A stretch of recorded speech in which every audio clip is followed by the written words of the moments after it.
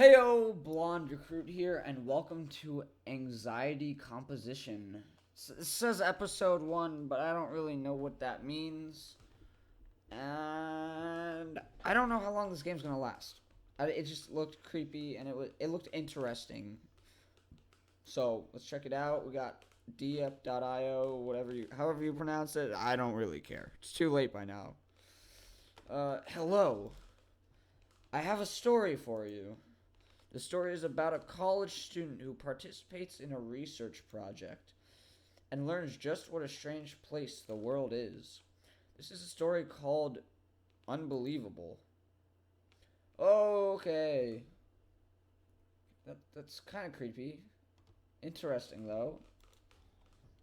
Several years ago, when I was a college senior, I participated in a somewhat unusual study. I didn't know it was gonna be one of these games. Hold up. Let me turn this up. I'm gonna turn up the volume. Okay, I don't know how this game is gonna play out. So let's just see what happens. The last day before winter break, a psychology professor approached me in the hall. Ooh. Isn't that interesting? I had never met this man, and I didn't take any of his classes. He said he had heard I was strapped for cash, which was true, and offered to pay me for my help in the study he was conducting. I'll be right back. I'm gonna grab a honey stick because I'm kind of hungry. But I'm gonna let this play because I can read really fast by the time I get back, so don't worry. He wanted me to approach strangers on the street and ask them to tell me a story. Not just any story, but a true story they couldn't get anyone to believe.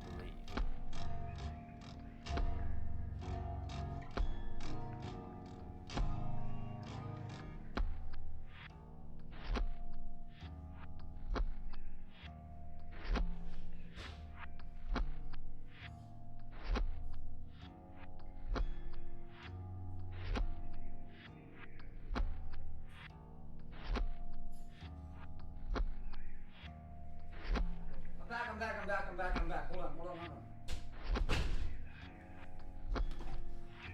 I am back. Guess who's back? Shady's back. Actually, no, that's a lie. I don't know where the fuck Slim Shady is. He wanted me to approach strangers on the street and ask them to tell you a story. Not just any story, but a true story they couldn't get anyone to believe. Interesting. I asked him why he wanted this. Yeah, I'm kind of curious too, actually. He simply said That's really weird. it was for a personal project. I mean, as long as you're getting I paid. declined until he told me the amount of money he was offering. Dude, I would have probably done it. Over winter break, I approached several hundred strangers and asked if they wanted to participate in an anonymous study. Wow, several hundred? Damn. Most of the stories were rather banal. The majority of people told me about times they met a celebrity or achieved some amazing athletic feat which no one was around to see.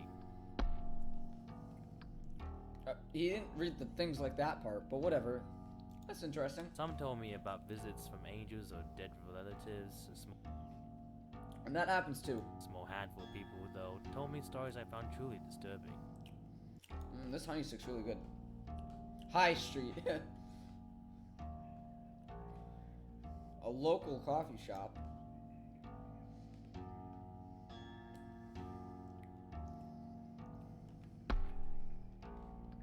Okay, interesting. When I was a teenager, I was in this hospital for a few days after a car accident.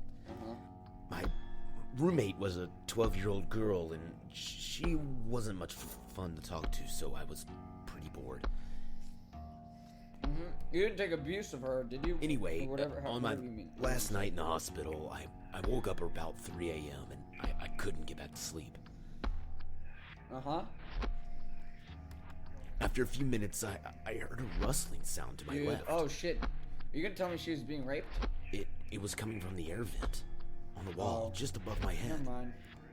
Then, in the air vent, I saw a face. That's creepy. It was a man's face, but its eyes were closed. Then a hand reached some fingers out of the vent and started shaking the slats. I could only see its face and hand, but It's? its skin was all clammy and wet looking. Uh-huh. Then it started to talk. Oh, that's it? He talked in a voice like someone who had strained their vocal cords or something really badly. Yeah. Let me out of here, he said. You can't keep me caged up like this. I'm innocent. You know I'm innocent. Let me out. Oh, that's weird. Hold on. That's a good honey stick. It kept going like that. I closed my eyes and pretended that I was asleep. Yep, I'm still here. After a few minutes, it stopped, but I still didn't open my eyes until morning. Dude, that's creepy. I probably wouldn't either. Oh, did I clicked. Okay, yeah, I did. Teenage boy's hair was dyed neon red. Oh, is it Markiplier? Did you get to talk to Markiplier? Neon red was wearing a black hoodie with the name of some metal band. So dude, there are these videos that just show up online them. sometimes, right? On lots of different video sites. But they just get taken down right away. It's always the same thing though. This guy in a surgical mask talks at the camera in front of a black back. He talks at the screen in some language I don't understand. I think it's probably German. And there's Japanese subtitles at the bottom of the video. So what's the point? After he talks for a little bit, it zooms over to a person tied to a chair. Whoa! It's a different person What? each time. And they always seem like they're drugged, you know? Dude, what sites are you on? Are you in like the deep web or something? Like, holy shit, dude. Oh, and they're always naked. Uh-huh, and what is this, like torture porn? They wiggle around, but they don't talk. Yeah, I know! Then a I dude kinda walks figured. over and slits their throat with a scalpel. Whoa. And you watched it? You watched multiple things. That's even worse. Blood spurts everywhere. I kind of figured it would, so, you know.